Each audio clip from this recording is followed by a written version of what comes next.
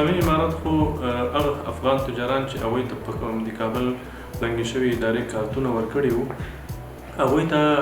نوی ترتیب روان ده چې د دوی نه هماغه زاړه کارتونه واخیستل شي په ځای دوی ته نوي کارتونه ورکړل شي او دوی ته نوي کارتونه ورکول کېږي او هغه ځایونو کې چې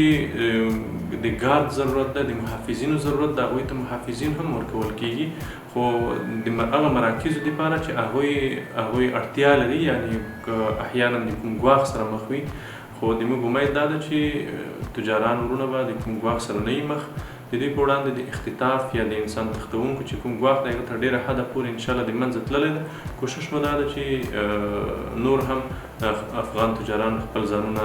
محفوظ احساس کړي.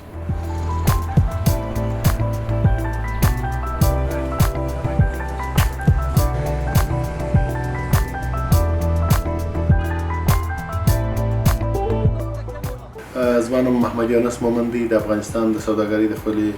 لومړی مرستیال او نایب یم. تاسو ته بهتره معلومه ده چې څه وخت چې په یو جامعه کې نظام تبدیلیږي او بل نظام راځي نو خامخا ستونزې او ناخوالې دا خبرې په اول سر په اوله یوه میاشت کې تقریبا موږ واقعیت درلودلي دي لا هم اوس واقعیت آهسته آهسته د کمېدو په حالت کې دي او کابو سوي دي.